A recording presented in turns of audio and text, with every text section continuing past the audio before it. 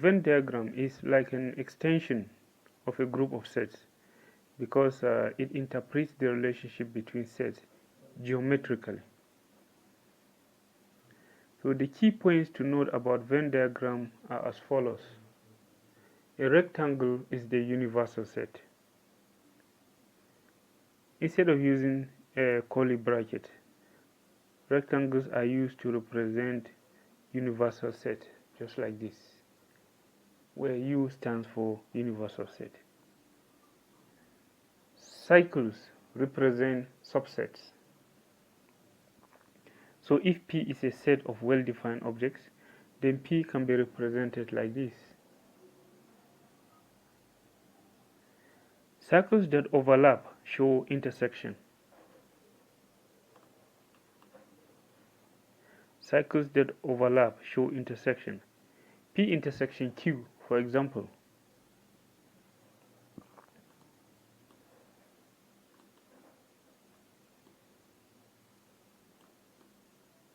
P intersection Q can be represented by two overlapping cycles, P and Q. The overlapping space is the intersection area. Complements only exist inside the rectangle. So if P is a set and U the universal set, then P complement exists inside the rectangle and never in any of the cycles contained in the rectangle, just like this. The rectangle U is the universal set. The cycle P is the subset of the universal set. P complement exists in the space inside the rectangle, just like this. Okay, let's put this into perspective. If U is the universal set and P a subset of U, then P complement will be those elements of U that are not in P. That's 3 and 5. Now to represent this information on a Venn diagram, start by drawing the universal set U without putting in the elements. So I'll have something like this.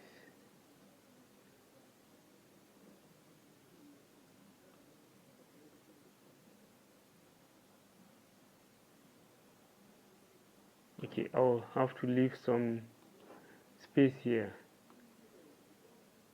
to write U to indicate the universal set U. Okay, then you draw set P with the elements.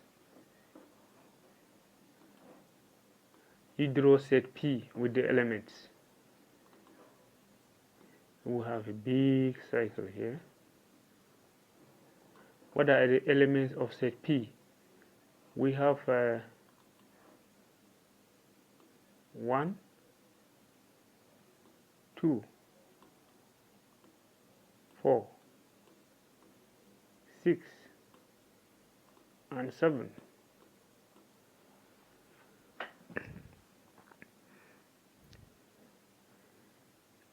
They are all inside the cycle. So I'm going to write P here to indicate that this cycle is subset P. P complement are those elements in U that are not in P. P complement.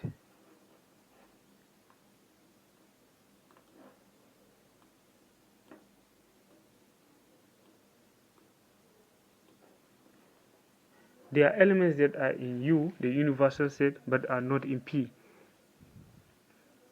If they are not in P, then they cannot exist in the cycle. That means they should be written in the space inside the rectangle. 3 and 5. So now I'm going to replace this P complement with 3 and the numbers 3 and 5.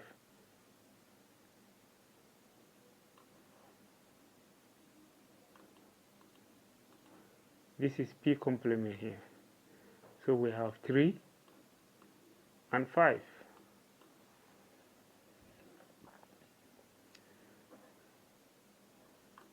More examples.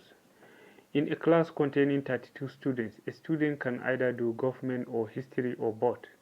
If 16 students do government, 18 do history, and 3 do none of the subjects, represent this information on a Venn diagram. This type of set representation comes in block, not in curly brackets.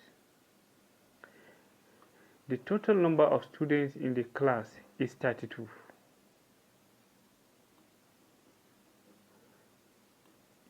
That's the total number of students in the class, 32. That's the universal set. So we're going to write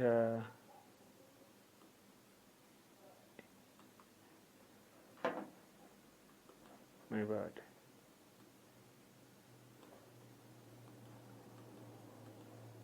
The number of elements in the universal set as NU is equals to 32.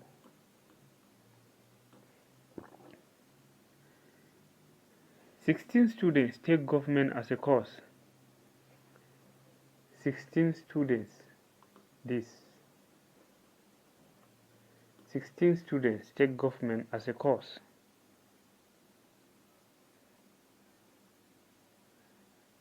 This is not the total number of students in the class, but a part of it. So it is a subset of it. Now if G represents government, then we can write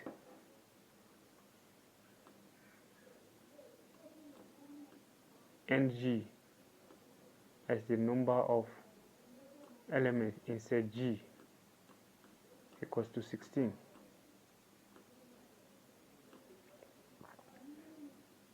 The statement also says that 18 students offer history as a course. Once again, 18 is not the total number of students in the class, but a part of it. It is a subset of the universal set. So if H represents history, we can write NH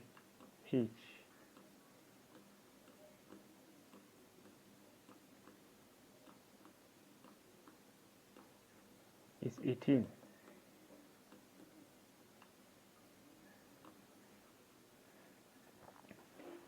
Now out of these numbers, it was found out that 3 students have nothing to do with both government and history.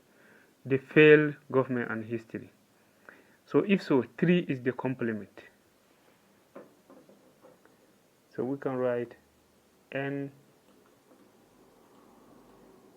G union H complement is equal to 3. That is, the complement of both G and H is equal to 3. But one other thing is missing: intersection. How many students do both government and history? How many students do both government and history? That figure is not made known to us, so we represent it as X.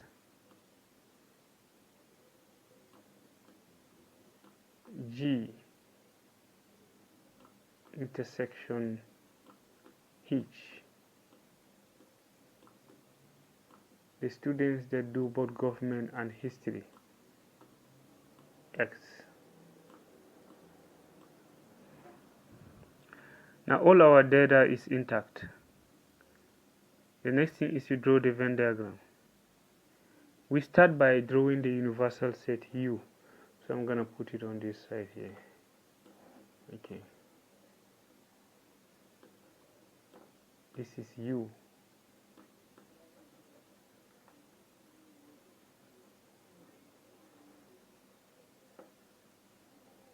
Okay.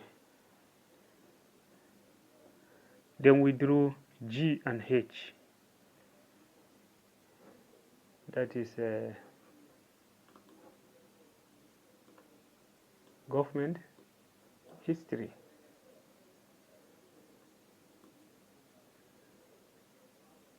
G H.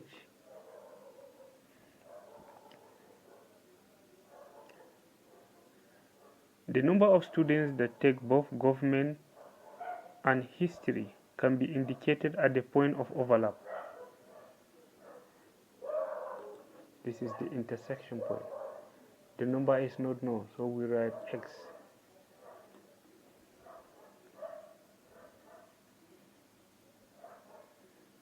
The point of overlap of G and H is the point where you indicate the number of students that take both government and history. That figure is not made known to us, so we write X. So number of students that take government should be 16 minus X. It's not all 16 students that take only government. There are some students within this 16 that also offer history. We don't know that number yet, so it will be 16 minus X.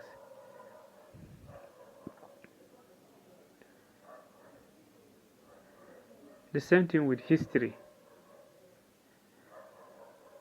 We write 18 minus X.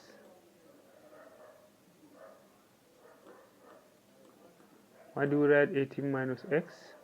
Because there's a small portion of them that do his government as well.